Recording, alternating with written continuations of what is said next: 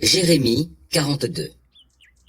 Alors tous les chefs des troupes, ainsi que Johanan, fils de Caréa, Yésania, fils de Hoshaya, et tout le peuple, au grand complet, se rendirent auprès du prophète Jérémie et lui dirent: Veuille accéder à notre requête.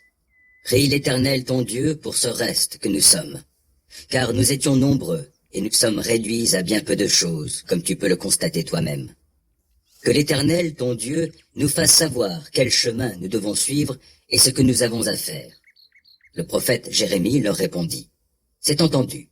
Je vais prier l'Éternel votre Dieu pour vous, comme vous me l'avez demandé, et je vous communiquerai tout ce que l'Éternel vous répondra, sans rien vous en cacher. De leur côté, ils dirent à Jérémie: Que l'Éternel soit contre nous un témoin véridique et fidèle, si nous n'obéissons pas à tout ce que l'Éternel, ton Dieu, te chargera de nous dire. Que cela nous plaise ou non, nous obéirons à l'Éternel, que nous te chargeons de consulter. Car nous nous en trouverons bien si nous obéissons à l'Éternel notre Dieu.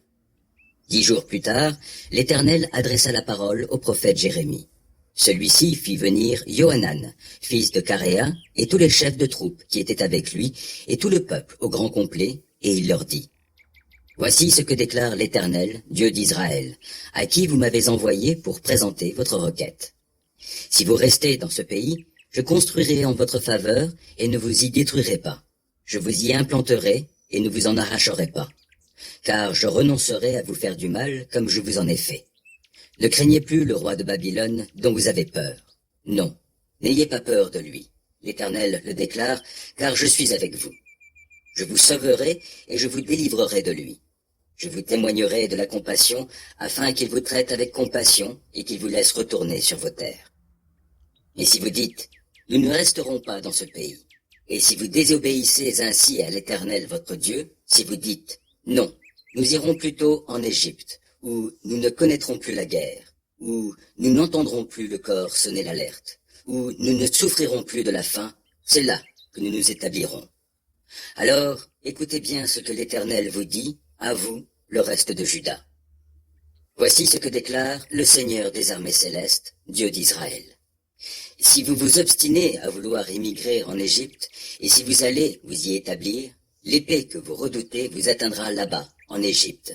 La famine que vous craignez s'attachera à vos pas jusqu'en Égypte, et vous y périrez. Tous ceux qui décideront d'émigrer en Égypte périront par l'épée, par la famine ou la peste. Il n'y aura ni rescapés ni survivants à ces fléaux que je déchaînerai contre eux. Voici ce que déclare le Seigneur des armées célestes, Dieu d'Israël. Comme ma colère et ma fureur se sont déversées sur les habitants de Jérusalem, ainsi mon courroux se déversera sur vous quand vous vous rendrez en Égypte.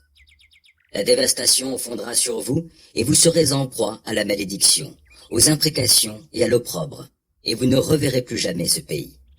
À vous, le reste de Juda, l'Éternel dit: N'allez pas en Égypte. Sachez bien que je vous ai averti aujourd'hui.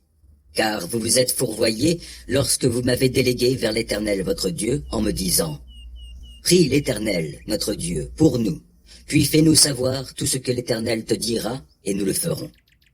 Je vous l'ai fait savoir aujourd'hui, mais vous n'écoutez pas l'Éternel votre Dieu. Vous ne tenez pas compte de tout ce qu'il m'a chargé de vous dire. Maintenant donc, sachez-le bien. Vous mourrez par l'épée, la famine ou la peste, dans ce pays où vous désirez émigrer.